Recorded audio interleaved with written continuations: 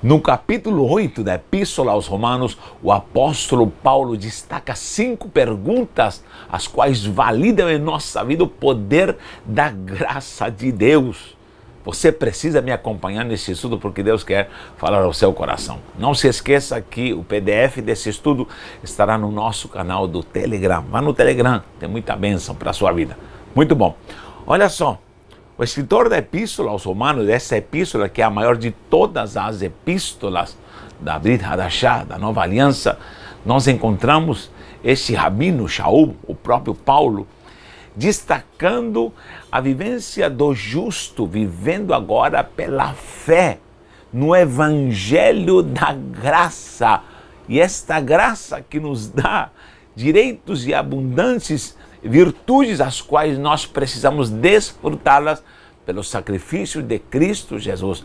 Paulo explica e apresenta essa doutrina da salvação, da justificação, que não é mais pelos meios da lei em si, da condenação da lei, da autoridade da lei, mas agora pelo sacrifício pleno de Cristo, nos justificando por esse evangelho glorioso da graça. Amados de Deus, isso é algo profundo. Todo cristão deve se aprofundar nessa epístola, a qual abre esse leque de epístolas doutrinárias, onde nós vamos encontrar o conteúdo fundamental para entendermos o sacrifício de Cristo, a nossa justificação, a nossa remissão e o direito que temos por causa dessa graça gloriosa que nos alcançou. Aleluia, só de falar da emoção. Mas olha, no capítulo 8 temos 5 perguntas que apresentam de uma forma subliminar esse poder da graça em nossas vidas. E essas perguntas são perguntas que vão dar respostas às quais vão nos nortear, vão nos guiar e vão nos direcionar para que possamos viver uma vida de fato em fé, pela fé, como justos, e ao mesmo tempo entendermos essa virtude gloriosa e de sabermos ao mesmo tempo de que Cristo morreu por nós e o seu sacrifício é pleno. E pela graça agora vivemos salvos, justificados, redimidos e somos agora filhos de Deus. Amém? Então, me acompanha aqui. Primeira pergunta ali em Romanos 8. Ele faz no versículo 31, essa primeira pergunta. Ele diz, que diremos, pois, sobre estas coisas? Se Deus é por nós, quem será contra nós? Operante todas estas coisas, tantas explicações que ele dá, leia lá Romano, mas ele faz a primeira pergunta, se Deus é por nós, quem será contra nós? Então, a primeira coisa que eu tenho com esse poder da graça é a proteção da graça. Vou colocar aqui, proteção pela graça. Pela graça. Quando ele está perguntando, lógico que são perguntas, não são perguntas objetivas. Claro que não, são perguntas subjetivas. Quando alguém faz uma pergunta subjetiva, ele está despertando, tocando a pessoa para que ela raciocine e pense. Quando alguém pergunta sem saber, é uma pergunta objetiva. Quando eu lhe pergunto, qual é seu nome? Onde você mora? São perguntas objetivas, mas quando alguém faz uma pergunta subjetiva, ela pode estar direcionada de uma maneira ruim, maldosa, ou pode estar direcionada com uma intenção para que a pessoa raciocine, para que ela pense, para que ela possa entender, para que possa cair esse peso do que a pessoa realmente é e tem. Agora, Paulo, lógico, sabia as respostas e ele pergunta, quem será contra nós? Se temos a graça que nos protege, temos a graça que nos redimiu, temos essa graça agora que está nos blindando. Quem pode nos tocar se nós fomos escolhidos por Deus? E essa graça gloriosa nos alcançou. Então, temos aqui o ponto 1, no versículo 31. Versículo 31, aqui ó, versículo 31. Quem quem será contra nós? Tenha certeza, se Deus é por você, se Deus está com você, nada pode te atingir. Se você entendeu a glória da virtude desse evangelho, se é Deus que nos justifica, é Deus que nos perdoa, se Deus é quem nos protege, nada pode nos atingir. Alguém disse, eu e Deus somos a maioria. De fato, o mundo inteiro, o universo inteiro pode estar contra você, mas se Deus está com você, meu irmão, eu e Deus somos a maioria. Segunda pergunta, em Romanos 8,32, olha o que diz. Aquele que não poupou seu próprio filho, antes por nós o entregou, está apresentando a dádiva gloriosa de entregar o seu próprio filho. Ele diz, porventura não nos dará graciosamente com ele todas as coisas. Aí é os direitos da graça. Ponto 2, direitos da graça. Você sabia que a maioria dos brasileiros não sabe dos seus direitos? Muitas pessoas, na sua cultura, na sua formação, na escola, no seu sistema educacional, fazem com que muitos não saibam, os seus direitos. Não saibam os seus direitos. Lamentável, nessa nação, pouco se ensina sobre os seus direitos. E há muita gente que parece não saber os seus direitos. E precisamos reivindicar os nossos direitos. Olha só. E aqui Paulo está apresentando os direitos da graça. Aquilo que você tem agora como herança, como direito, algo que foi te dado pela graça, as vontades de Deus reveladas a você, tudo que esse armazém sobrenatural de abundante riqueza dado a nós, e nós pela graça temos acesso a tudo isso. E há muita gente que sofre, está limitada, vive numa vida capengando porque nunca descobriu os direitos da graça. Precisamos fazer um estudo só sobre isso, meu Deus do céu.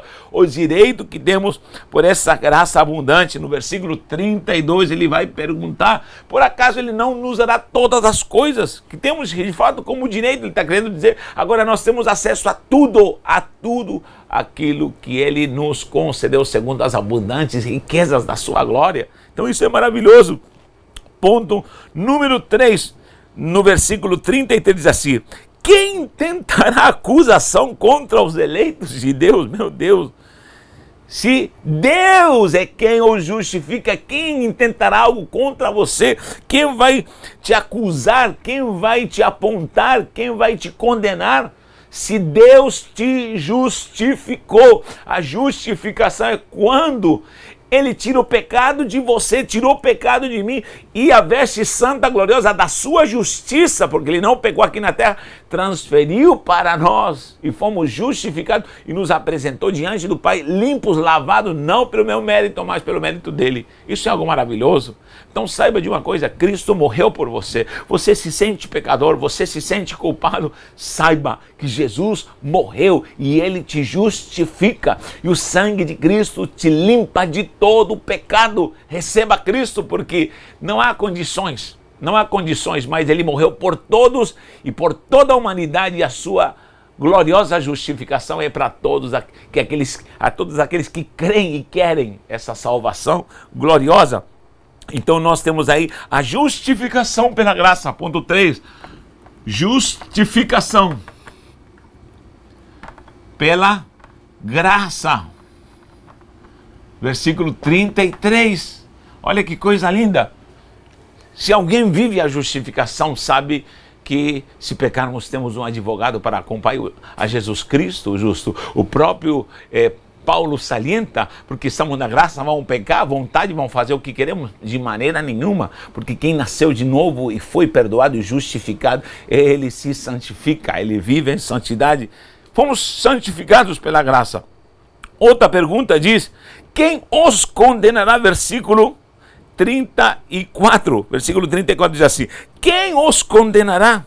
É Cristo que morreu por eles. Antes, quem ressuscitou, o qual está à direita de Deus e também intercede por nós, quem os condenará? Olha, outra pergunta preciosa, sabe o que significa isso? Imunidade da graça. Imunidade da graça. Imunidade. Você sabia que aqui no Brasil há muitos parlamentares que usufruem de imunidades, de certos privilégios? Muitos deles, me atrevo a dizer, que são injustos, que não se vêem em outras nações. Os direitos e vantagens nessa imunidade que muitos parlamentares políticos têm nessa nação são coisas absurdas e injustas que não se vêem em nenhuma outra nação do mundo. Eu poderia falar muito sobre isso, mas não vou me deter nisso. Algo precisa acontecer nessa nação, porque há pessoas que têm vantagens, estão protegidas, vamos falar assim, de uma forma injusta. Agora, muita gente abusa disso e, logicamente, o povo paga o preço. O povo paga o pato, como se diz. Agora, nós que estamos em Cristo, saiba de uma coisa: a imunidade que nós temos é totalmente justa. Essa imunidade que nós temos está numa condicional de alguém que se sujeita a Cristo, de alguém que aceita o sacrifício, alguém que recebe a morte de Cristo e tem, logicamente, a Cristo como o seu Senhor. E agora, protegidos, estamos imunizados contra todo ataque e acusação do maligno, e não temos agora condenação. Ele diz que riscou a cédula que era contra nós, e todos aqueles que nos atacavam, os principados, potestades, foram todos expostos, e nós hoje estamos libertos para glorificar o nome do Senhor. Não há mais condenação para aquele que está de fato em Cristo Jesus. Então temos imunidade por esta graça gloriosa. Isso está no versículo 30 e 34. Olha que coisa maravilhosa. Ponto número 5, temos mais uma pergunta. Diz: quem nos separará do amor de Cristo? Olha que coisa interessante. Quem nos separará do amor de Cristo? Aí ainda pergunta. Repito, são perguntas subjetivas, que têm respostas. Ele tem a resposta. Será tribulação? Ou angústia? Ou perseguição? Ou fome? Ou nudez? Ou perigo? Ou espada? Ele está dando alternativas. Será que isso é capaz de te afastar desse amor? A intensidade dessa graça gloriosa, a intensidade dessa virtude que te alcançou, será que coisas circunstanciais podem te afastar? De fato, há pessoas que não valorizam a graça, nunca talvez entenderam a graça e se afastam por qualquer coisa da presença do Senhor. Abrem mão dessa graça abundante, gloriosa, porque talvez nunca a conheceram. Mas quem conheceu a graça de Deus entende o propósito da graça e vive nessa graça gloriosa. Não haverá tribulação, não haverá angústia, não haverá perseguição, nem o alto, nem o baixo, nem nada, nem demônio, nem Satanás, nem o inferno vai te afastar, porque você é de Cristo Jesus. Se você crer, dá glória a Deus aí em nome de Jesus. Então o versículo 37 está falando sobre a convicção da graça. Convicção que a graça me dá. Eu tenho que ser convicto por essa graça. Eu tenho que formar em mim um caráter estrutural onde eu sei quem eu sou pela graça, não por mim mesmo, mas eu sei quem eu sou, o que eu tenho, o direito que eu tenho. E aí surge a pergunta: como vou me afastar disso se eu não mereço, mas Ele me chamou, Ele me salvou, Ele me justificou, não tendo direito algum, agora sou filho e herdeiro e co-herdeiro. Então não tem nada, na verdade, que possa me afastar dessa glória, desse amor, dessa graça abundante. Então temos aqui um perfil de uma graça gloriosa, e essas perguntas devem ser feitas todos os dias. Faça na sua oração essas perguntas. Quando você estiver desanimado, faça a pergunta que vai te levar a pensar nos direitos que você tem. Se Deus é por nós, quem será contra nós? Aquele que não poupou seu filho não pode nos dar todas as coisas, temos direito a tudo. Ao mesmo tempo, diz que quem poderá me acusar se de fato Ele me justificou? Quem poderá me condenar? Quem poderá, se eu estou na bênção dessa imunidade por causa dessa graça abundante do seu sacrifício? E ao mesmo tempo, quem poderá me separar de Cristo?